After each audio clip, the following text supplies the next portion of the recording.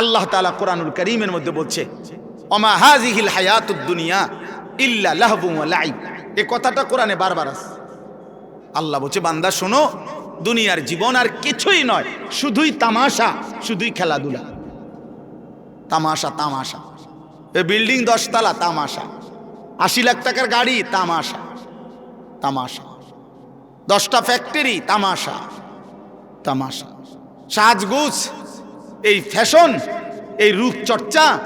হায় নওজোয়ান, তুমি তোমার দেহ চর্চা করছো, কতভাবে চুল ফিরাইলা, কত প্রসাধনী ব্যবহার করলা, নিজের শরীরের ফিটনেস ধরে রাখার জন্য কত আয়োজনই করলা। আল্লাহর কসম নওজোয়ান, সেদিন খুব সামনে, যেদিন তোমার দেহের প্রতিটা অঙ্গ তোমার বিরুদ্ধে সাক্ষ্য দেবে। ওয়াশাহিদা আলাইহিম সামউহুম ওয়া আবসারুহুম ওয়া জুলুদুহুম। আল্লাহ বলেন, কান, চোখ, ও জুলুদ মানে সমস্ত চামড়া, সারা দেহের চামড়া। আল্লাহ তাআলা বলছে, বান্দা তোমাদের কর্মকাণ্ড সম্পর্কে আমি আল্লাহর সামনে সাক্ষ্য দেব, সাক্ষ্য দেবে। আল্লাহ তাআলা বলছে, ইন্নামা বাগিয়ুকুম আলা আনফুসিকুম। এই বান্দা, তোমরা যে প্রতিনিয়ত আমার রাস্তা ছেড়ে উল্টো পথে চলছো, বাগিয়ুন, সীমা লঙ্ঘন করছো আমার হুকুমের সাথে, তো মনে রেখো এটা প্রত্যেকটাই তোমাদের উপরেই বর্তাবে, আমার উপরে না। আমার আসমান ছোট হবে না, আমার জমিন ছোট হবে না, আমার সূর্য বন্ধ হবে না, আমার চাঁদ ছোট হবে না। তোমরা সবাই নাফরমানি করলেও আসমান ছোট হয় না, আমার জমিন সংকুচিত হবে না। এটা তোমার বিরুদ্ধে যাবে, আলা আনফুসিকুম, তোমাদের বিরুদ্ধে। তোমার চুরি তোমার বিরুদ্ধে দাঁড়াবে, তোমার জিনা তোমার বিরুদ্ধে দাঁড়াবে, তোমার নর্তকী দেখা তোমার বিরুদ্ধে দাঁড়াবে, একটা টাকা তোমার বিরুদ্ধে বলবে। ইন্নামা বাগিয়ুকুম আলা আনফুসিকুম। আল্লাহ তাআলা বলছে, কুল তামাত্তা বিকুফরিকা কালিলা। বান্দা, তুমি তোমার নাফরমানি নিয়ে অল্প কয়টা দিন দুনিয়া ভোগ করো, আমি তোমারে বুঝাবো, আমি তোমারে বুঝাবো। অল্প, কালিলা। দুনিয়াকে আল্লাহ তুচ্ছ করে দিয়েছে। কুল মা ইনদাল্লাহি খায়রুম মিনাল লাহবি ওয়া মিনাত তিজারা। একটা উদাহরণ শুধু শুনেন। সাহাবায়ে কেরাম জুমার নামাজের দিন রাসূলুল্লাহ সাল্লাল্লাহু আলাইহি সাল্লামের প্রথম জামানায় জুমার নামাজের পরে খুতবা হইতো। এখন জুমার খুতবা হয় কখন? কথা বলেন না। ঈদের নামাজের খুতবা হয় কখন? আগে জুমার খুতবাও এরকম পরে হইতো। নবীজির জামানায় প্রথম বিধান ছিল, পরে আল্লাহর হুকুমে আবার বদলাইছে হুকুম। তো একদিন জুমার নামাজ নবীজি আদায় করে ফেলছে, জুমার নামাজ শেষ, এখন নবীজি সাল্লাল্লাহু আলাইহি ওয়াসাল্লাম খুতবা দিতে দাঁড়াইছে। ঠিক এই টাইমে মদিনার বাজারে পাইকার ব্যবসায়ীদের যে পাইকারি মাল দেয়, এই পাইকার আসছে। তখনকার যুগে এই পাইকার আসলে মানে বাঁশি দিয়া ফু দিত। তো এই নির্দিষ্ট এই ফু, এটা শুনলে, আমরা ছোটবেলায় বাঁশি হুমলে বা এমনি টুংটুং শুনলে বুঝলাম আইসক্রিম আইছে, বুঝছেন না? এটা আমরা বুঝতাম দৌড় দিয়ে। পরে কত, আমার পুরা মনে আছে, আমার বাসায় আমার আব্বার বা মার এই সিরাপের বোতল, এটা ভালো বোতল, ওষুধ অনেক খাইছে না, এটা কোনাত দিয়া ফালাই দিয়ে সিরাপ আইসক্রিম খাইলেছি বোতল দিয়া। বুঝেন নাই কথাটা? আমার দরকার আইসক্রিম, আমি সিরাপ দিয়ে করবো কি? মায় পরে খুঁজছে যে বোতল, বলছি মা এটি হালাই দিছি, সিরাপ হালাইয়া মানে ওষুধ ফালাইয়া দিয়া আইসক্রিম খাইলেছি। তাইলে বাসি ফু দিলে তো পাইকার আসছে। তখন নিজাম ছিল, নিয়ম ছিল, পাইকার মনে করেন 15 দিন পরে, 1 মাস পরে একদিন আসতো। তো সবাই দৌড়াদৌড়ি করে, হুড়াহুড়ি করে খুচরা দোকানদাররা মালামাল নিতে যাইতো। কারণ এখন যদি মিস করে, আরেক মাসের আগে কোনো কি আসবে না, পাইকার আসবে না, কঠিন হয়ে যাবে বেচা কিনা তাদের। তো ঘটনাচক্রে এই সাহাবাদের মধ্যে যারা এই মদিনার বাজারের ব্যবসায়ী, ওনারা ওই বাঁশির ফু শুই না, ওনারা ভাবছে নামাজ তো শেষ, শুধু খুতবাটা বাকি। আমাদের অনেক ভদ্রলোক দেখেন না, অনেক ছেলে, অনেক বাবা জুমার নামাজের সালাম ফিরাইলেই বাইর হয়ে যায়, পরের 4 রাকাত নামাজ যে সুন্নাত, এই পরের 4 রাকাত সুন্নাত নামাজ উনি বুঝছে যে হুজুর যেহেতু বেকুব এবং সামনের কাতারের লোকগুলা যেহেতু বোকা আহাম্মকগুলা, এই জন্য এরা 4 রাকাত পড়ে। সালাক মিয়া বাইরে চলে যায়। আচ্ছা আমনে সালাকি নিয়ে আমনে যান, আল্লাহ ভরসা। গিয়া বাতে তো খান, আমরা বাতে খাই। জুমার পরে কোনো আমরা চিরা খাই না, এটা মনে, আমরা কোনো বন খাই না, আমরা বাতে খাই। আল্লাহর রহমতে আশা করি আমনের তে ভালোই খাই। হ্যাঁ না, ওনারে শয়তানে কামড়ায়, ইবলিসে ওনারে কামড়ায়, ওনারে কিরমিয়ে কামড়ায়, উনি সাথে সাথে বাইর হয়ে যায়। বোকা মানুষ বেটা, কি বুঝাইতে চাইছেন? ইমাম সাহেব বেওকুফ। ইমাম সাহেবের বাপের কান থেকে 4 রাকাত নামাজ আনছে, এটা যদি কোনো কোরআন সুন্নাহ অনুমোদিত না হয়, এটা রাসূলুল্লাহ সাল্লাল্লাহু আলাইহি সাল্লাম সাহাবায়ে কেরাম যদি না পড়তেন, তো এটা ইমাম সাহেব বছরের পর বছর একটি ভুল বেহুদা জিনিস পড়ে। এটা তা আপনার বিবেকে ধরে না? এটা আপনি বের হবেন কেন মিয়া? কেন খামখেয়ালি করবেন? জুমার নামাজ কি 2 রাকাত? কথা বলেন, জুমার নামাজ 2 রাকাত, তাইলে 2 রাকাত পড়বেন কেন? আল্লাহ আমাদেরকে বুঝ দান করেন। চলেন তো, এই সাহাবীরা, এই যাদের কথা বলতেছিলাম, ওনারা করছেন কি, ওই বাঁশির আওয়াজ শুনে খুতবা না শুনে চলে গেছেন।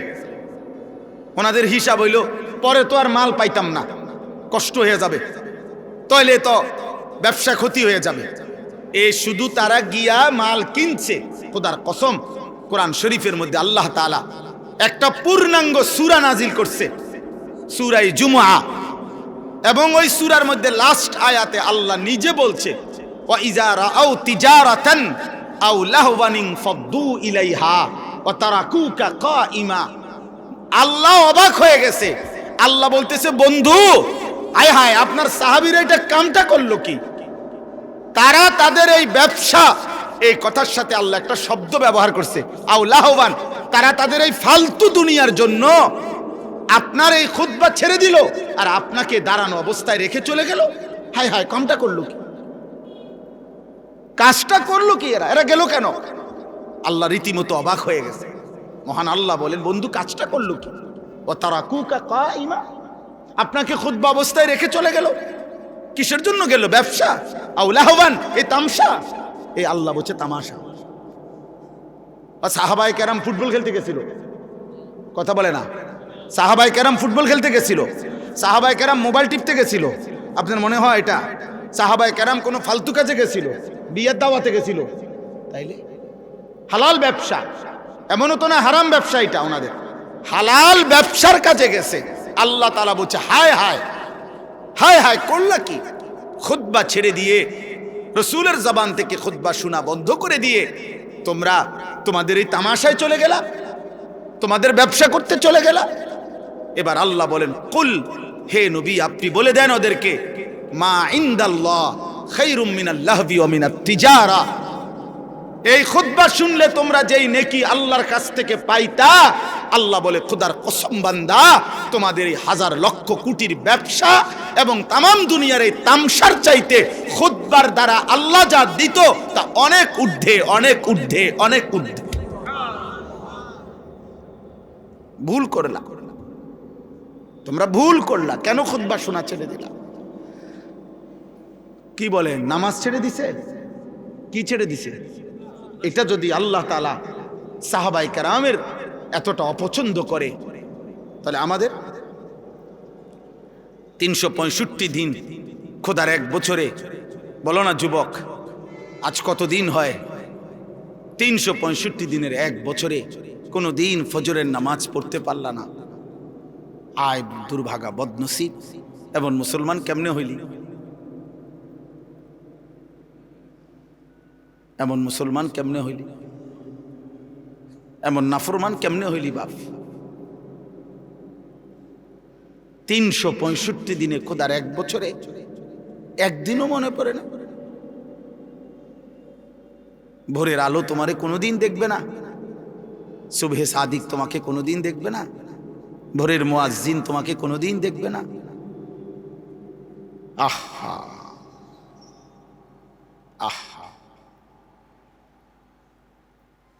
5 ওয়াক্ত নামাজ দিনের পর দিন যাদের ছুটে যায়, কি কারণে ছুটে যায় বলেন না আব্বা? কি কারণে ছুটে যায়? কি কারণে ছুটে যায়? কি দোকানদারি করে লাইছেন এক একজন, কি দুনিয়া উল্টাইছে জানি না। আপনাকে কার ঘরে কি আছে মিয়া? সোফা 1 সেটের বেশি তো বেশিরভাগ ঘরে 2 সেট সোফা নাই। এটা তো আমার ঘরেও আছে মিয়া। কি বেশি কামাই করে ফেলছেন দুনিয়া মিয়া? হ্যাঁ, 1 সেট সোফা, একটা ডাইনিং টেবিল, 6টা চেয়ার, 2টা খাট, 2টা আলমারি, বাথরুম 2টা, বদনা, বালতি, জগ, মগ, কাঁচের প্লেট, নুনের বাড়ি, আর কি ফার্নিচার এগুলা মিয়া? এটুকু ফালতু জিনিসের জন্য এত মিথ্যা বললেন, এত টাকা সুদ খান, 30 বছর ধরে সুদের চাকরি করেন, 30 বছর ধরে অবৈধ উপার্জন করেন। আরে হারামখোর, তোর লোভ কোনোদিন শেষ হবে না, খোদার কসম তোর অভাবও কোনোদিন শেষ হবে না। এই কিস্তি চলতে চলতে, সুদ চলতে চলতে, লোন চলতে চলতে কবরে চলে যাইবা, আর আখিরাতে জাহান্নাম ছাড়া আর কিছুই মিলবে না বেটা। কেউ মাতবরি করেন না, আমিও না, আপনিও না। কোন নাফরমান, কোন পাপী, কোন বেনামাজি, কোন চরিত্রহীন যুবক, নারী দেখো, ছবি দেখো, উলঙ্গ দৃশ্য দেখো, জিনা যে বিচারের দৃশ্য দেখো, হারাম ছবিতে পড়ে থাকো, মোবাইলের উশৃঙ্খলার উলঙ্গতায় পড়ে থাকো, যুবক নিজেকে চালাক মনে করিস না বাপ। তুই এই সমাজের দুশ্মন, তুই এই জাতির কলঙ্ক। চরিত্রহীন যুবক, তুমি মায়ের অপমান, তুমি বাবার লজ্জা, তুমি ইসলামের অপমান, তুমি আল্লাহর নাফরমান, তুমি রসুলের দুশ্মন। পৃথিবী তোমারে মনে রাখবে না। এ বাতে খাইতে পারবা, দুনিয়াই ভোগ করবা, বেডি সেবা, নারী সেবা, শরীর নাপাক করবা, নষ্ট করবা, অবৈধ বীর্যপাত হবে, হারাম বীর্যপাত, খালাস, আর কিছু হবে না। দুনিয়া মনে রাখবে না বাপ। শহীদ শরীফ ওসমান হাদি, এই ইমানদার যুবক রাহমাতুল্লাহ আলাই, আমি আজকে তার কবর জিয়ারত করে আসছি। তো এই ইমানদার যুবক, আমার মাটির এই সাহসী সন্তান, এই ইমানদার যুবক প্রমাণ করেছে একই সাথে ঈমান এবং দেশপ্রেম একসাথ করে শুক্রবার জুমার নামাজ পড়ে গুলিবিদ্ধ হয়ে মহান আল্লাহর কাছে নিজেকে পেশ করছে। আল্লাহ বলছে, হাদি, তোর প্রতি ফোঁটা রক্তের বিনিময়ে আমি লক্ষ কোটি মানুষের চোখের পানি ঝরাইয়া দিলাম। সে 5 ওয়াক্ত নামাজ পড়তো, সে ফজরের নামাজ পড়তো, প্রতিদিন ফজরের নামাজ পড়তো, সে আল্লাহর কোরআনের হাফেজ ছিল, সে রাসূলুল্লাহ সাল্লাল্লাহু আলাইহি সাল্লামের হাদিস স্পষ্ট বিশুদ্ধ কোরআন পড়তে পারতো, হাদিস পড়তো। তার বাবা আলেম ছিলেন, তার মা পর্দানশীল, তার স্ত্রী পর্দানশীল, সে নিজে মাদ্রাসায় পড়ুয়া ছাত্র ছিল। হ্যাঁ বাবা, একই সাথে তার কলিজায় ঈমান ছিল, একই সাথে তার কলিজায় দেশপ্রেম ছিল। জমিনের মাটির প্রশ্নে, স্বাধীনতা, সার্বভৌমত্ব, আজাদির প্রশ্নে সে একাই বলছিল যে যদি দেশের একটা মানুষও যদি না বলে, তারপরেও ভারতীয় আধিপত্যবাদের বিরুদ্ধে আমি হাদি একাই বলে যাব, প্রয়োজন আমার জমিনের 1 ইঞ্চি কাউকে নিতে দেব না। জমিনের পাহারাদার ছিল, এই মাটির পাহারাদার, আবার ইমানদারও ছিল। এই জন্য দোস্ত, রাজনীতি আরো অনেকে আগেও করছে, এখনো করবে, কিন্তু এই পরিমাণ মানুষের চোখের পানি অঝরে ঝরানো, এটা কঠিন, এটা কঠিন, এটা কঠিন। আজকেও আমি যখন দেখছি, তখনও দেখছি যে জিয়ারত করতেছে সাধারণ মানুষ, যেই দেখলাম যে সব কাঁদতেছে, সব কাঁদতেছে।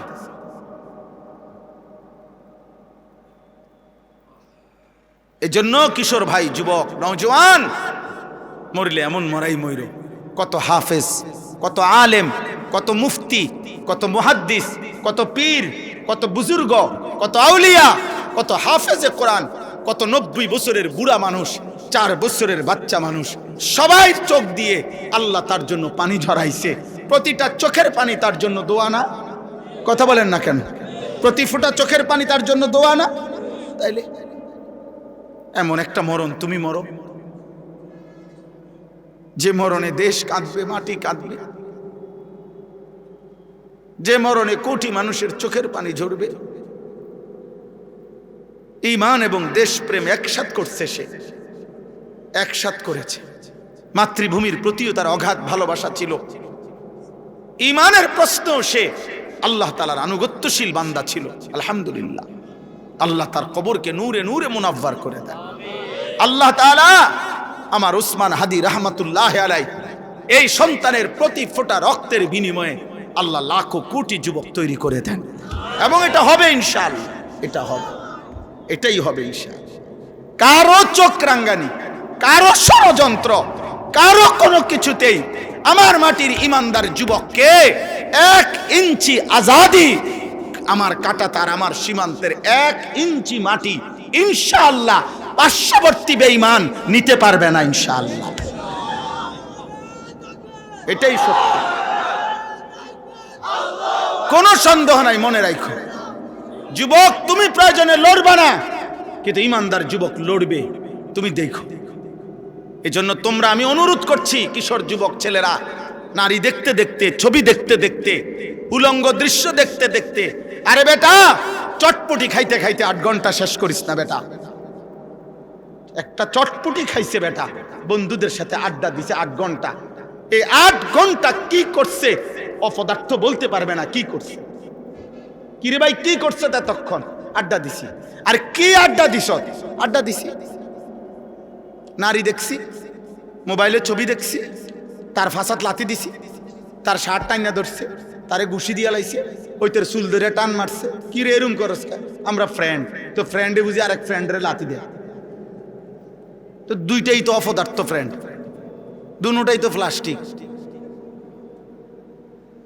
এটা কোন ধরনের ফ্রেন্ড হইল? একটা আরেকটা লাথি দাও, ফালতু কোথাকার। তাহলে বলেন মিয়া, জীবন মানে শুধু দুনিয়া উপভোগ করা? আখিরাতের ফিকির কে করবে? কবরের ফিকির কে করবে? পরকালের ফিকির করবে কে? এই জন্য আমি আপনাদের কাছে বলি, আমার মূল বক্তব্য এটা, আমাদের কোরআন সুন্নাহ ইসলাম, আমাদের নবীর মেহনত, ওলামায়ে কেরামের মেহনত, এই ওয়াজ, এই মাহফিল, এই জুমার বয়ান, এই সমস্ত আয়োজনের মূল মাকসাদ আখিরাতের আয়োজন। কিসের আয়োজন বলেন না? আল্লাহ তাআলা দুনিয়াকে তুচ্ছ করে ধরছে, বলছে লাহবুন, তামাশা, তামাশা। সাহাবাদেরকে বলছে, সাহাবারা হালাল ব্যবসার মাল কিনতে গেছে, আল্লাহ বলছে তামসাদ গেলাকা। অথচ আসলে কি তামসা এটা?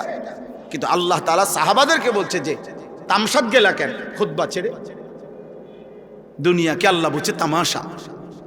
নবী সাল্লাল্লাহু আলাইহি ওয়াসাল্লাম বলছেন, একদিন নবীজি সাল্লাল্লাহু আলাইহি ওয়াসাল্লাম একটা কান কাটা মরা ছাগল, কান কাটা মরা ছাগল সাহাবাদেরকে দেখাইয়া বলছে, তোমরা কেউ আমার থেকে 1 দিরহাম 1 টাকা মূল্যে এই কান কাটা মরা ছাগলটি কিনবা? তো সাহাবারা বলছে, লা নাখুযু হাযা বিদিরহামিন, ইয়া রাসূলুল্লাহ, 1 টাকা মূল্যেও, মানে 1 দিরহাম মূল্যেও আমরা এটা কিনবো না। এটা কিত্তাম কিনবো? এটা তো কান কাটা মরা, এটা দিয়ে আমি করবো কি?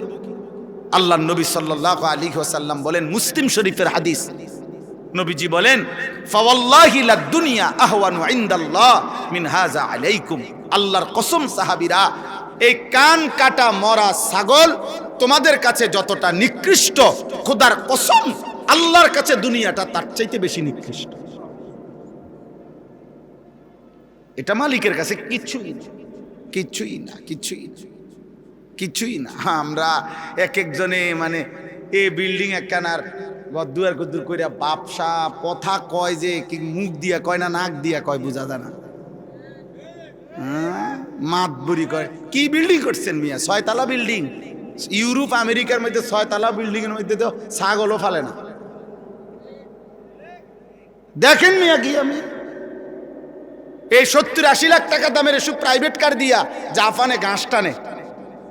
আপনি জিজ্ঞাসা করেন, আমি জিজ্ঞাইছি, ছাগলের ঘাস টানে। ঘাস টানে এগুলা। হ্যাঁ, কয়েকদিন চালাই দিয়ে হালাই দিলে এরপরে আমরা দেশে কয়েকগুলো একেবারে 1 নম্বর গাড়ি। কি এটা না? হ্যাঁ, তো এইটা কি জহির ভাই কনে 26,000 মাইলেজ 28,000 মাইলেজ, মানে হেরা কয়েকদিন চালাই হালাই দিচ্ছে এটারে, যা ফালতু জিনিস এটা ফালা। এইটাই আমাদের দেশের সবচেয়ে ব্র্যান্ডে বিশাল কিছু, ওটা ওরা ফালাই দিছে, ফালাই। আমার একজন পরিচিত আছে, উনি বলছে অস্ট্রেলিয়া থাকে উনি, আমি ওনারে জিজ্ঞাসা করছি আপনি কি করেন অস্ট্রেলিয়া, বলছে হুজুর আমি হেলিকপ্টার দিয়ে সার দেই। কসম খোদা, হেলিকপ্টার দিয়ে কি দেয়? সার দেয়, সার। মানে কোম্পানির সবজি প্রজেক্ট এত শত একর, হ্যাঁ এগুলো কোনো 8টা সার দিব এই সিস্টেম না, অটো দিয়ে দিলে হইতো না, সিএনজি দিয়ে দেওয়া যায় না, এগুলো হেলিকপ্টার দিয়ে সার দেয়। আমাদের বাংলাদেশে হেলিকপ্টার দিয়ে সার দিব কোন বছর? এই 12 তারিখের পরে। এই দোয়া করেন, 12 তারিখ নির্বাচন না, 12ই ফেব্রুয়ারি, 13-14 তারিখের দিকে ইনশাল্লাহ প্রত্যেকের ঘরে ঘরে হেলিকপ্টার পয়সা যাবে সার দেওয়ার জন্য। যেই বিবৃতি চলতেছে এক একজনের, সুবহানাল্লাহ, কি হয় বলা যায় না, কি হয়। শেষ পর্যন্ত আমরা যার যার দেশে থাকতে পারি কিনা, নাকি সকলেই একবারে বেডিং টেডিং নিয়ে চাঁদের দেশে বা মঙ্গল গ্রহে চলে যায় কিনা, সম্ভাবনা আছে। যেই আশ্বাস দিতেছে সবাই, মাশাআল্লাহ, আশা করা যায়, আশা করা যায় হয়তো চাঁদে বা মঙ্গলে আমরা গদ্দুয়ার করতে পারবো, আশা করি ব্যাপক উন্নতি হয়ে যাব দেশের, অনেক কিছু হইব। হ্যাঁ হ্যাঁ ইনশাআল্লাহ। তাইলে দুনিয়া তো বেঈমান আমাদের চাইতে বেশি ভোগ করছে। আমি বুঝাইতে চাচ্ছি এটা, ওরা তো হেলিকপ্টার দিয়ে সার দেয় আর আমরা তো এখনো অটোতে চলি। দুনিয়া হবে না বাপ, দুনিয়া নিয়ে তামাশা করলে মোমেন হবে না। ইমানদার দুনিয়া না, ইমানদারের আখিরাত। ওয়ালাদ-দারুল আখিরাতু খায়রুল লিল্লাযিনা ইয়াত্তাকুন আফালা তাকিলুন। আল্লাহ বলেন আখিরাতের ঘর জান্নাত মুত্তাকিদের জন্য, সেটাই উত্তম, তোমরা কি বুঝবে না? আল্লাহ বুঝে। কুল আউনাব্বিউকুম বিখাইরিম মিন যালিকুম, আল্লাহ বলেন নারীর সৌন্দর্য, সন্তানাদির আকর্ষণ, সম্পদের আকর্ষণ, জন্তু জানোয়ারের আকর্ষণ, ক্ষেত ফসলের আকর্ষণ, এগুলো সব আমি দিছি, আমি জুইয়িনা, আমি দিছি বান্দা, আমি দিছি। আল্লাহ বলেন এই দুনিয়ার এই সব আয়োজন যা আমি সাজিয়ে দিয়েছি তোমাদের জন্য, তার চাইতে উত্তমটা কি সেটা কি আমি তোমাদেরকে বলবো? আল্লাহ নিজে বলতেছে কুল আউনাব্বিউকুম, আমি কি বলবো তোমাদেরকে? তো আল্লাহ নিজেই বলেন লিল্লাযিনা তাকাউ ইনদা রাব্বিহিম, তোমরা যারা যারা আমি আল্লাহকে ভয় করে আমার উপরে তাকওয়া রেখে গুনাহ ছেড়ে দিয়ে আখিরাতে আসবা, জান্নাতুন তাজরি মিন তাহতিহাল আনহার খালিদিনা ফিহা, অনন্তকালের জান্নাত আমি আল্লাহ তোমাদের হাতে তুলে দেব। আর জান্নাতের এক কোণা, জান্নাতের এক নিয়ামত, খোদার কসম তোমার দুনিয়া লক্ষ কোটি বারের চাইতেও অনেক উত্তম, অনেক উত্তম, অনেক উত্তম।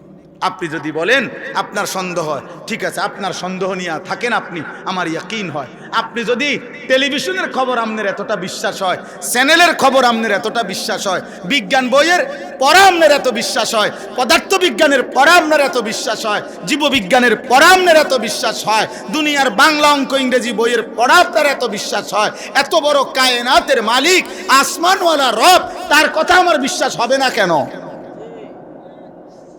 কেন হবে না বিশ্বাস?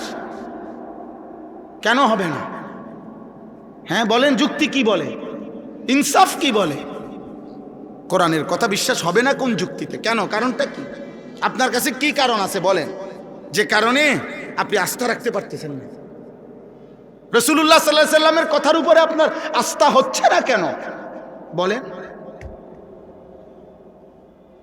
আমার শায়েখ আল্লামা মুফতি মুশতাকুন নবী কাসিমি হুজুর অনেক সময় এটা বলে, জিকিরের কথা, আল্লাহর জিকির বলতে বলতে ওয়াজে হুজুর অনেক সময় আবেগে জোশ উঠলে হুজুরে বলে যে হে আল্লাহর বান্দারা, শ্রোতাদেরকে বলে যে দেখেন আমি আপনাদেরকে এতক্ষণ বললাম যে আল্লাহকে ডাকেন, আল্লাহকে ডাকেন, আল্লাহকে ডাকেন, যদি আপনারা কেউ না ডাকেন শেষ পর্যন্ত আমি মুশতাকুন নবী কসম করে বললাম আমি আল্লাহকে ডাকবই ডাকবো। ঠিক তেমনি ভাবে আপনারা হাজারবার প্রত্যাখ্যান করেন, নওজোয়ান ভাই তুমি আল্লাহকে ছেড়ে দাও, বাকি মনে রাখো যাকে ছেড়ে দিছ ও চিরেই তুমি তার কাছেই যেতে হবে। হ্যাঁ, নিশ্চিত নিশ্চিত, কোনো সন্দেহ। আল্লাহ আমাদেরকে তৌফিক দান করেন, আল্লাহ আমাদেরকে কবুল করে নেন। শেষ আমার ওয়াজ, আমার মূল বক্তব্য কথাই, আপনার কাছে আমার কাছে কিশোর ভাই, যুবক ভাই, বয়স্ক বাবা, অনেক বুঝমান আমার অনেক ঘনিষ্ঠ মানুষ আছেন এখানে আপনারা, এবং পর্দার আড়ালের মা বোন, প্রত্যেকের কাছে আমাদের মুসলমান, আমরা আমাদের পরিচয় আমরা মুসলিম। অতএব খুদার কসম, এক মুমিন, এক মুসলমানের মূল পরিচয় আখিরাত, মূল ফিকির আখিরাত, মূল চেতনা আখিরাত, মূল প্রস্তুতি আখিরাত, মূল আয়োজন আখিরাত। আখিরাত আখিরাত আল্লাহ আমাদেরকে আখিরাতের প্রস্তুতি নেওয়ার তৌফিক দান করেন। আল্লাহ তাআলা বলেন, বিসমিল্লাহির রহমানির রহিম, আলিফ লাম মিম। এটা কোরআনের একটা মুজিজা। পবিত্র কোরআনুল কারীমের 20 নম্বর পারা 29 নম্বর সূরা, সূরাটির নাম সূরায়ে আনকাবুত। যেই সূরাটি আমি পড়েছি, এই সূরার প্রথম 5টি আয়াত আমি তেলাওয়াত করেছি। একেবারে অল্প একটু সময় আপনাদের সামনে এই 5টি আয়াতকে সামনে রেখে সামান্য কিছু কথা আরজ করতে চাই। যে কয়েকজন ভাই আপনারা দাঁড়িয়ে আছেন, আমার একটা জিনিস আশ্চর্য লাগছে যে আপনাদের পরে ভিতরে আইসা অনেক লোক বসছেন, কিন্তু আপনাদের সামনে আমি যখন খুতবা পড়তেছিলাম তখন দেখছি। তো একটা জিনিস ভালো লাগলো আর কি, যে পরে আইসা অনেকে জায়গা মিলল, কিন্তু ওনারা আগে থাকতেই দাঁড়ায় রইল। এটা আমি খেয়াল করছি। এই জন্য এখন ওলামায়ে কেরাম, দিনদারদের সাথে বসা, এটাও জীবনের অনেক বড় সৌভাগ্য। বসা তো সব জায়গায় বসা হয়, কিন্তু প্রিয় মানুষদের সাথে বসা, গুণামুক্ত একটা পরিবেশে বসা। স্বাভাবিকভাবে এখানে কেউই বিড়ি সিগারেট খাচ্ছে না, এখানে এই মুহূর্তে কেউ মোবাইলে অশ্লীল ছবি দেখবে না, এখানে কেউ ইচ্ছে থাকলেও কোনো রকমের গালিগালাজ করবে না। তাহলে এটা নেক পরিবেশ, এটা মুবারক পরিবেশ, মুবারক মজলিস। নিঃসন্দেহে রাসূলুল্লাহ সাল্লাল্লাহু আলাইহি ওয়াসাল্লাম হাদিসে কুদসির মধ্যে বলেছেন, আল্লাহ তাআলা বলেন, আল্লাহর এই প্রিয় বান্দাদের মজলিসে, আল্লাহর নেক বান্দাদের বরকতে আল্লাহ কাউকে বঞ্চিত করে না, সকলকে মাফ করে। লা ইয়াশকা বিহিম জালিসুহুম, হাদিসের শব্দ এবং বিশুদ্ধ হাদিস। আল্লাহ তাআলা বলেন, আমার প্রিয় বান্দাদের মজলিস এমন যে এখানে কেউই বঞ্চিত হয়, বঞ্চিত হয়, প্রত্যেকেই আল্লাহর মাগফিরাত এবং রহমত লাভ করে। এই জন্য এরকম একটি মজমায় বসা, যেমন জুমার নামাজের বয়ান যখন হয়, মসজিদের যখন জামাত হয়, এরকম দিনই যখন কোনো মজমায় বসার সুযোগ হয়, এই কিছুক্ষণের বসা, এটার মধ্যেও আখিরাতের অনেক ফায়দা। রাসূলুল্লাহ সাল্লাল্লাহু আলাইহি ওয়াসাল্লাম বলছেন, মাসালুল জালিসিস সালিহ ওয়াল জালিসিস সু কাহামিলিল মিস্ক ওয়া নাফিখিল কির। নেক মানুষের সাহচর্য আর মন্দ লোকের সাহচর্য কিসের মতো? নবীজি বলেন, একটা আতর বিক্রেতার মতো, আর একটা কামারের দোকানদারের মতো। নবীজি উদাহরণ দিচ্ছেন যে নেককারের সংস্পর্শে আতর বিক্রেতার মতো, কাহামিলিল মিস্ক। 3টা ফায়দা আতর বিক্রেতার থেকে। 1, আতর বিক্রেতার কাছে গেলেই নাকের মধ্যে সুগন্ধি লাগবে। 2, আতর বিক্রেতা না কিনলেও সামান্য পরিমাণ হলেও হাতের মধ্যে লাগায় দিবে। 3, কিনে নিলে একবারে ঘর পর্যন্ত সুগন্ধি পৌঁছে যাবে। তার মানে এখানে সুগন্ধি ছাড়া লসের কিছু নেই, কমপক্ষে নাকে তো সুগন্ধি ঘ্রাণ লাগবে। আল্লাহ নবী সাল্লাল্লাহু আলাইহি ওয়াসাল্লাম বলছেন, উত্তম সঙ্গীর উদাহরণ এমন যে তার থেকে উপকারী উপকার, উপকারী উপকার। নেক মানুষের তাকিয়ে থাকাও বরকত। আমাদের খুলনার হজরত, আমার পরম শ্রদ্ধেয় মুরব্বী আরিফ বিল্লাহ হজরত মাওলানা মুফতি নুরুল আমিন সাহেব এই মসজিদে আমাদের হযরত মাওলানা আব্দুল কাদের ইসলাহি ভাই যে মসজিদে, এই যে আপনাদের এই মসজিদে উনি একদিন সামান্য সময় কথা বলছিলেন। হযরত আসছিলেন, আমরাই আনছিলাম ওনাকে অনেক আগে। তো হযরত বলছেন যে যেই মসজিদের ইমাম মুয়াজ্জিন আল্লাহর ঘরে খেদমত করে, ওই ধারাবাহিক ওই ইমাম মুয়াজ্জিন যিনি আল্লাহর ঘরে খেদমত করছেন, আপনার যদি সময় না থাকে, হযরত বলছেন যে শুধু কিছুক্ষণ সময়, 1 মিনিট 2 মিনিট 5 মিনিট ওনার সামনে বসবেন। হযরত নসিহত করছেন, আমি নিজে শুনছি যশোর এক বয়ান। হযরত বলতেছেন যে শুধু ইমাম সাহেবের সামনে বসবেন, বসে ইমাম সাহেব যদি জিজ্ঞাসা করে কেন আসছেন, বলে না কোনো কারণ নাই হুজুর, এই আপনার দিকে একটু তাকাইতে আসছে। নিঃসন্দেহে হযরত বলছেন আল্লাহ তাআলা এর মাধ্যমেও কলিজার মধ্যে আখিরাতের নূর দান করে। এই তাকিয়ে থাকে, এটা আপনি বুঝতেন না, আপনি বুঝতেন। শুধুমাত্র যাদের কাছে যান্ত্রিক পৃথিবী, জীবন যাদের কাছে ভোগ উপভোগ, জীবন যাদের কাছে মেশিন আর যন্ত্রপাতি, জীবন যাদের কাছে আধুনিকতা আর প্রযুক্তি, জীবনের অর্থ যাদের কাছে বস্তুবাদ, নগদ দুনিয়া উপভোগ করা, তাদের কাছে এগুলো কঠিন বিষয়, এগুলো তাদের কাছে ভিন্ন কঠিন বিষয়, এগুলা ওনারা বুঝতে চায়। এই আধ্যাত্মিকতা যেহেতু ওনার কলিজার মধ্যে এটা নাই, কখনোই আসে নাই, এই জন্য উনি এটা বুঝেন, এটা বুঝতে চায়। এটা বড় কঠিন বিষয়, কিন্তু এটা বাস্তবতা যে আখিরাতের ফায়দা হয়। এই জন্য দোস্ত সব সময় এটা চেষ্টা করা উচিত। এমনিতেই বসা, হাদিসের মধ্যে আছে রাসূলুল্লাহ সাল্লাল্লাহু আলাইহি ওয়াসাল্লামের বহু সাহাবী নবী সাল্লাল্লাহু আলাইহি ওয়াসাল্লামের কাছে এমনিতেই বসতেন, এই চেহারার দিকে তাকায় থাকে। নবীজির সাথে কথা শেষ, মেহমানদারি করাইছেন। হযরত জয়নব বিনতে জাহাশ রাদিয়াল্লাহু তাআলা আনহার বিয়ের সময় ওলিমা খাওয়াইছেন নবীজি, নবীজির স্ত্রীর নাম আর কি। তো সাহাবারা কয়েকজন খানা শেষ, মেহমানদারি শেষ, এখনো ওনারা উঠতেছেন, নবীজির সামনে বসে আছে। তাদেরকে উঠানোর জন্য আল্লাহ কোরআনের আয়াত নাজিল করছে যে আরে ভাই তোমরা উঠতেছো না কেন? ওনারা রাসূলুল্লাহ সাল্লাল্লাহু আলাইহি সাল্লামের সান্নিধ্য, সাহচর্য এত বেশি গ্রহণ করছে, এত বেশি গ্রহণ করছে। এটা বহুত জরুরি বিষয় ভাই। এমনি 2-4টা নীতি কথা, মোটা দাগের ইসলামের বিধিবিধান, এগুলো আমরা সবাই জানি, এগুলার জন্য বক্তা আসার কি আছে? চুরি করা হারাম, এটা কে না জানে? এটা আমি বুঝাইয়া করের কি? আমি বুঝাইলি কি আর এটা মোস্তাহাব হয়ে যাব না? বোঝেন নাই কথা? সুদ খাওয়া হারাম, এটা তো একটা স্পষ্ট কথা, এটা তো সবাই জানে। 30 বছর ধরে যে সুদ খায়, এই হারামখোরকে জিজ্ঞেস করলেও তো সে বলবে সুদ খাওয়া হারাম। বুঝেন না? 10 বছর ধরে যে কোনোদিন 5 ওয়াক্ত নামাজ পড়ে নাই, এমন নাফরমানকে জিজ্ঞেস করলেও মুসলিম পরিচয়ধারী, সে বলবে নামাজ 5 ওয়াক্ত। সে কি 2 ওয়াক্ত বলবে মনে হয়? তো এইটুকু মোটা দাগের জানা, এইটা তো সবাই কম বেশি জানে। আপনারা অনেক মানুষ আছে না বলে আও রাখেন হুজুর 2-4 কলম, আমরাও জানি। তো আমি কি আপনি 2-4 কলম কা, আপনি 8-10 কলম জানেন, অসুবিধা কি আমার? আপনি মনে করেন না আমার তো বেশি জানেন, তো কিছে? আপনারা আমি অস্বীকার করছি না আপনি কিছু জানেন। আমরা জীবনে বলছি না যে জনসাধারণ আপনারা কিছুই জানেন না, তাইলে 2-4 কলম তো আপনারাও জানেন, এটা আমিই তো বলি।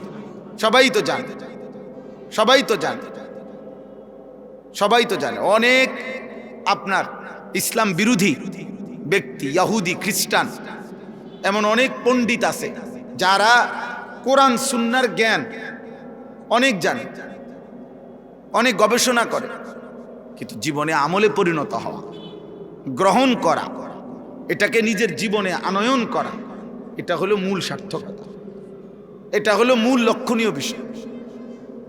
আমাদের পাকিস্তানের বিশ্ববিখ্যাত বুজুর্গ, সারা পৃথিবী বিখ্যাত আলেমে দ্বীন আল্লামা তাকি উসমানী দামাত বারাকাতুহুমুল আলিয়া, ওই ভাই এই আলো এটা বন্ধ করো ভাই, মোবাইলগুলোই বন্ধ করেন, হাতের মোবাইলগুলো নামাও ভাই, নামাও, নামাও বেটা, ফালতু কোথাকার বেটা। একটা নজর তাকাইছুনি হুজুরের দিকে বেটা, মোবাইলের দিকেই তো তাকায় আছো। দুর্ভাগ্য মিয়া। কোনো মাহফিলেও বসছে তো এখানেও এটা ধরে রাখছে, এটার দিয়ে তো তাকাইলা কার দিকে? মোবাইলের দিকে না তাকাইলা, ফায়দা পাইবা কই? তুমি কি কোনো হুজুরের দিকে তাকাইছো নি মিয়া? তুই তো মাঝখান দিয়ে ওয়ালে উঠাই দিলা, মাঝখানে এটা ওয়াল উঠাই দিল না তো, আপনি তো মোবাইলের দিকেই তাকাইছিলেন। আপনি বুঝবেন কি? আপনার পরিবর্তন হবে কিভাবে? সারাক্ষণ আমি আজকে একজনকে বললাম, আরে ভাই সারাক্ষণ শুধু পাবলিকের চিন্তা বাদ দেন, আপনি ভালো হন, নিজের ইসলার ফিকির করেন, নিজের আখিরাতের ফিকির করেন। মানুষের কল্যাণ জরুরি, নিজের কল্যাণ নিজের পরিবর্তন সেটা তার চাইতে বেশি জরুরি। মানুষের কল্যাণ সাধ্যমতো, নিজের কল্যাণ পূর্ণ মতো। অর্থাৎ নিজের কল্যাণ বলতে এখানে বাত্তরকারী না, আমার ইমান, আমার আমল, আমার আখলাক, আমার আখেরাত, আমার হালাল হারাম, এটার মধ্যে শতভাগ পূর্ণ থাকতে হবে। আর মানুষের কল্যাণ করব আমি আমার সাধ্যমতো, সাধ্যমতো। এই পৃথিবীতে এখনকার হুজুর যারা আছে, আলেম ওলামা যারা আছে এখন, ওনারা যদি 24 ঘন্টাও মানুষের উপরে মেহনত করে, তারপরেও মানুষের মধ্যে ইমানদারও থাকবে, গোমরা পথভ্রষ্টও থাকবে। থাকবে কিনা? দোনো রকমই থাকবে, দোনো রকম। যার সর্বোচ্চ 6 মাস যদি আমরা মিলে একটু পরিশ্রম করি, আশা করা যায় আর একটা লোকও বেনামাজি থাকতো না। জি না, এমন আশা করেন না, বুঝা, এই আশায় কাম হইতো না। আমার মতো মৌলানা ইসরাফিল ভাইয়ের মতো এরকম 2-4 হুজুর যদি 22টা বড়ি বানাইয়া দেয় খাওয়াইয়া, এরপরও হে বড়ি গিললে আর পরে কোনো নামাজ পড়তাম না, পড়তাম না। কি লেগে পড়তাম না? পড়তাম না কইছে আপনার কি? আমি পড়তাম না, আপনি যাইবেন না দিকে, বুঝলেন না কথাটা? এটাই নিয়ম, এভাবেই চলবে পৃথিবীতে, এভাবেই চলবে। আলোর দিকেও ফিরবে, অন্ধকারের দিকেও যাবে, থাকবেই এরকম। আলো আর অন্ধকারের মিশেল, এরই নাম দুনিয়া। ভালো আর মন্দের মিশেল, এরই নাম দুনিয়া। দুনিয়া ইমানদার আর নাফরমান এরই মিশ্রণ, এর নাম দুনিয়া। সব ইমানদার যেদিকে ওটা জান্নাত, সব নাফরমান যেদিকে ওটা জাহান্নাম। সব আলো যেখানে সেটা জান্নাত, সব অন্ধকার যেখানে সেখানে জাহান্নাম। এই জন্য বললাম ভাই, আমার প্রথম কথা এটা যে জিন্দেগির পরিবর্তন দরকার, জীবন বদলানো দরকার। কম বেশি কথা আমরা সবাই জানি, আমরা সবাই জানি। মোটা দাগের কিছু কথা বলতেছিলাম, হুজুরের কথা। আল্লামা তাকি উসমানী দামাত বারাকাতুহু, হুজুর এত বড় মাফের আলেমে দ্বীন, পাকিস্তানের শরিয়া বোর্ডের দীর্ঘদিন পর্যন্ত প্রধান বিচারপতি ছিলেন, চিফ জাস্টিস ছিলেন। পৃথিবীর এমন কোনো দেশ নাই যা তিনি সফর করেননি। দুনিয়া মেরে আগে ওনার কিতাব আছে। এই সফরনামার মধ্যে সারা বিশ্ব ভ্রমণের কাহিনী ওনার বই আছে, বাংলাতেও অনুবাদ আছে। তো এই বইতে আছে উনি কানাডা সফর করছেন। ওই কানাডার সফরের কাহিনীর মধ্যে আছে যে কানাডার সবচেয়ে বড় ইউনিভার্সিটিতে ইসলামিক স্টাডিজ বিভাগ আছে, ইসলামী শিক্ষা। এবং তিনি বলেন যে সেই ইসলামী শিক্ষা ডিপার্টমেন্টের যেই লাইব্রেরি, এই লাইব্রেরি উনি বলেন যে আমি পৃথিবীতে ইসলামী যত লাইব্রেরি দেখছি ইউনিভার্সিটিগুলোতে, মুসলিম যত জায়গায়, তার সকলের চাইতে সবচেয়ে বড় লাইব্রেরি এই কানাডার ওই ইউনিভার্সিটির ইসলামিক স্টাডিজ বিভাগের মধ্যে। এই পরিমাণ আরবি কিতাবাদি তাফসির সব ওখানে আছে, সারা পৃথিবীতে যা ছাপানো হয়েছে। তিনি বলেন যারা সেখানে পড়তেছে ওদের বিষয় হলো এই ধর্মতত্ত্ব, মানে তারা ইসলাম এবং অন্যান্য ধর্মের মধ্যেও আপনার তুলনামূলক বিশ্লেষণ পড়ে। তো এই পড়তেছে যিনি ইসলামের উপরে, উনি বলেন আমি ক্লাসে গেলাম ইসলামিক স্টাডিজের, সেখানে গিয়ে দেখলাম ইসলামের উপরে অসাধারণ লেকচার দিচ্ছে, অসাধারণ বক্তব্য দিচ্ছে, দলিল ভিত্তিক। কিন্তু তিনি বলেন সেখানে দেখলাম আমি স্পষ্ট যিনি শিক্ষক, যিনি পড়াচ্ছেন তিনিও খ্রিস্টান, যে ছাত্রছাত্রী পড়া শুনতেছে তারাও সম্পূর্ণ খ্রিস্টান।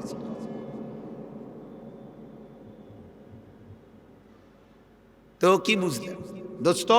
এটুকু ভালো কথা বলা, কিছু বক্তৃতা মারা, লেকচার দেওয়া, 4টা পয়েন্ট 5টা দলিল, কিছু দলিল ভিত্তিক তাত্ত্বিক কিছু কথা বলা, এটা তো একটা চ্যাপ্টার লিখে নিলেই হলো, এটা মুখস্থ করে নিলেই হলো। কিন্তু নিজের জীবনে বাস্তবায়ন করা এটা ভিন্ন কিছু, এটা ভিন্ন কিছু। এটা AI শরীফরে কইলেও আপনারা ঠিক করে দিব। অনলাইনের আপনি যেই AI, আপনি ওরেও যদি বলেন যে আমি একটা লেকচার দেবো আগামীকাল সকাল 10টায় একটা প্রোগ্রামে, আমার জন্য তুমি এটা রেডি করে দাও এই বিষয়ের উপরে, সে দেখবেন মহাজ্ঞানী, মহাজ্ঞানী, মহাজ্ঞানী। এটার উপরে সে যতক্ষণ আপনারে তথ্য দিতেই থাকবে, দিয়ে আবার লাস্টে আবার বলবে মানে আমি এটা দেবো কি আপনাকে, ওইটা দেবো কি। তাইলে এতটুকু রেফারেন্স, উদ্ধৃতি, বক্তৃতা, লেকচার, চমৎকার উপস্থাপনা, দলিল ভিত্তিক কথা, এসব কিছু এক বিষয়, আর জীবনে ঈমান আমল তৈরি করা, জিন্দেগিটা বদলানো বা এটা ভিন্ন বিষয়। আমাদের মিশরের একজন বিশ্ববিখ্যাত ইসলামী স্কলার, চিন্তাবিদ, গবেষক এবং অনেক বড় বুজুর্গ একজন মানুষ আছেন, যিনি একাধারে ডাক্তার এবং একজন ইসলামী চিন্তাবিদ, ডক্টর রাগিব সারজানি। উনি বলছেন, ওনার একটা বই আছে, এই বইটার বাংলা অনুবাদ হয়েছে, ফজর আর করব না কাজা বইটার নাম। এই বইতে আছে, উনি বলেন আমি ওনার অঞ্চলে এক জায়গায় যে আমি একজন লেকচারারের ইসলামের উপরে এবং চমৎকার লেকচার শুনছি একটা সেমিনারে গিয়ে, যে আমরা অতিথি ছিলাম, উনিও আমরাও। তো ওই অতিথি হিসাবে 3 দিন পর্যন্ত আমরা ওইখানে ছিলাম।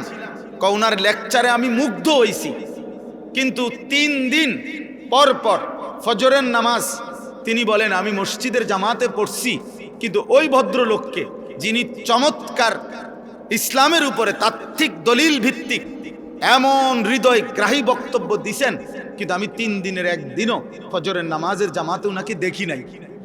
3য় দিন পরে 4র্থ দিন আমি ওনার কাছে গিয়ে ভাবছি উনি কোনো অসুস্থ কিনা, শারীরিকভাবে কোনো পেরেশানি আছে কিনা, এই জন্য বলছি যে দেখা করতে গেছি।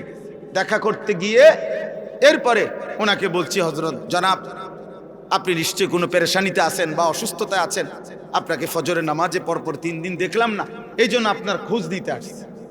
তখন উনি বলছেন ওই ডাক্তার সাহেবকে, আসলে ডাক্তার সাহেব আমাকে তো প্রতিদিন অনেকগুলো প্রোগ্রামে যেতে হয়, রাত গভীর পর্যন্ত আমাকে জাগতে হয়, জানিনি তো আল্লাহ গফুরুর রাহিম। মানে কি আল্লাহ গফুরুর রাহিম? মানে ফজরের নামাজ পড়ে না, বোঝেন নাই কথাটা? ফজরের নামাজ কি পড়ে না, কি বুঝাইলেন? এই জন্য বুঝাইছে আর কি যে আল্লাহ গফুরুর রাহিম, আল্লাহ ওনারে মাফ করে দেন। আল্লাহ ওনারে বলছে যে তোমার ব্যাপারটা আলাদা, তোমার তো আমি চিনি, আলাদা, তুমি একজন বিশিষ্ট লেকচারার, তো তুমি বাদ দাও, তোমারটা আলাদা। এটা গুরুত্বপূর্ণ আমার ভাই, এটা বুঝতে চেষ্টা করেন। প্রতিটা ওয়াজ, প্রতিটা মাহফিল, আপনারা অনেক সময় বলেন যে হুজুররা কেবল আসমানের উপরের কথা, কবরের কথা, আখেরাতের কথা আর মাটির তলের কথা নিয়ে ব্যস্ত হয়ে আছে। আরে ভাইয়া, এটুকু ব্যস্ততাই তো অনেকের মধ্যে নাই, বাকি ব্যস্ততা তো আছেই। একটা অটো ঠিক করে দেওয়ার জন্য তো মিস্ত্রির অভাব নাই, একটা সিএনজি ঠিক করে দেওয়ার মতো মিস্ত্রির তো আব্বা অভাব নাই। একটা কৃষক যে তরকারি করে, আমার বাসার পাশে ফুলকপি, পাতাকপি যে লাগায়, আমি তাকে দেখছি বহুদিন, তার কাছে প্রায় দিন আপনার প্রাইভেট কার দিয়া অফিসাররা, এই যে কৃষি বিভিন্ন অফিসার, বিভিন্ন কোম্পানির লোক, একদম স্যুট বুট টাই পরা, তার ক্ষেতের কাছে গিয়া তারে বুঝায় এই সারের দূর, ওইটা ওদ্দূর, ওইটা ওদ্দূর। ফুলকপি পাতাকপি বুঝানোর মতো লোকের তো অভাব নাই। আপনি কি বুঝতে চান? দুনিয়া তো, দুনিয়া বুঝানোর মতো লোকের তো অভাব নাই বাবা, কিন্তু আখেরাত বুঝানোর মতো, জীবনটা বদলে দেওয়ার মতো, আখেরাতের দিকে জীবন ফিরায় দেওয়ার মতো এটুকু মানুষের তো বড় অভাব। যে কয়জন আছে, এই কয়জনকেও যদি আপনারা বিদ্রুপ করে এই রাস্তার থেকে সরায় দেন, তো আখেরাত চিনাবে কে? আল্লাহ চিনাবে কে? তাই আখিরাত চিনাবে কে বাপ? এটা বুঝা দরকার। আমার ভাই একথা স্পষ্ট বুঝবেন, প্রতিটা বিবেকবান নওজোয়ান ভাই, তোমরাও বাবারাও একথা বুঝবেন। এই কোরআন সুন্নাহর ইলম আর দুনিয়ার সমস্ত জেনারেল ইলম, এই জেনারেল শিক্ষার যত পড়া আর এই কোরআন সুন্নাহর পড়ার একটা মৌলিক পার্থক্য হলো, জেনারেল শিক্ষার সমস্ত পড়ার মূল টার্গেট এই দুনিয়ার আয়োজন, দুনিয়ার জীবন উপভোগ করার জন্য যত অত্যাধুনিক, যত প্রযুক্তি, যত সহজকরণ, যত আধুনিকায়ন হইতে পারে, এটা হলো জেনারেল শিক্ষার মূল মাকসাদ। আর খোদার কসম, কোরআন সুন্নাহর শিক্ষার মূল মাকসাদ আখিরাতের আয়োজন। এখানেই তফাৎ, এখানেই তফাৎ। আপনি আমগরে দুর্বল ভাইবেন না। আমার বিষয়ের উপরে আমি পড়ি, আমি আপনার বিষয় কেমনে বুঝতাম? আপনি যে আমার বিষয় বোঝেন না, কথা বুঝেন নাই। এখানে মৌলিক পার্থক্য। ভোগের এই দুনিয়া যত আধুনিক, যত মজাদার ভাবে জীবন উপভোগ করা যায়, এটা হলো বস্তুবাদী দুনিয়ার, এই আধুনিক দুনিয়ার স্লোগান। গোটা ইউরোপের সমস্ত পড়ালেখা, গোটা ইউরোপের সমস্ত মেশিনারি, সমস্ত গবেষণার সবকিছুই হলো এই প্রথম আসমানের নিচে মাটির উপরের এটুকু আয়োজন। আর কোরআন সুন্নাহর মূল আয়োজন আখিরাতের আয়োজন। এখানেই মৌলিকত্ব, পার্থক্য। এই জন্য এক হবে না কোনোদিনও, কোনোদিনও না। ইসরাফিলের ফু পর্যন্ত কোনোদিনও না। আপনি পদার্থ জীববিজ্ঞানের শতভাগ কোরআনের মতো বানাইতে পারতেন না, আর কোরআন সুন্নাহর ইলমকে আপনি পদার্থ জীববিজ্ঞান বানাইতে পারতেন না। এখানে মৌলিকত্ব ভিন্ন, এখানে চিন্তাধারাটাই ভিন্ন। আমি যাচ্ছি ঢাকার দিকে, আপনি যাইতেছেন চিটাঙের দিকে, তো আমরা আগামী 300 ঘন্টা পরেও আমরা এক হবো কিভাবে? আপনি গেছেন গা চিটাগাং, আপনি গেলে সামনে আগাইলে কক্সবাজার যাবেন, আমি সামনে আগাইলে হয়তো ফরিদপুর যাব, নয়তো উত্তরবঙ্গ যাব। আমরা তো দুইজন চলছি দুই দিকে, দুইজন চলছি দুই দিকে। এরপরে দেখেন জীবন, দুনিয়া, এই দুনিয়ার সব কিছু আল্লাহ সৃষ্টি করেছেন, আল্লাহ সৃষ্টি করেছেন। আবার আখিরাত আল্লাহই বলেছেন। কিন্তু কোরআন এবং সুন্নাহর মধ্যে শত শত আয়াত, নবীজির শত শত হাদিসের মধ্যে দুনিয়া এবং দুনিয়ার জীবনটাকে আল্লাহ তাআলা এবং তার নবী সাল্লাল্লাহু আলাইহি সাল্লাম একদম তুচ্ছ, হেয়, হীন করে তুলে ধরেছেন। কোরআন দুনিয়াকে একদম তুচ্ছ করে তুলে ধরছে, আখিরাতকে অনেক মহান করে তুলে ধরছে। রাসূলুল্লাহ সাল্লাল্লাহু আলাইহি সাল্লামের হাদিস দুনিয়াকে একদম তুচ্ছ করে তুলে ধরছে, আখিরাতকে অনেক মহান করে তুলে ধরছে।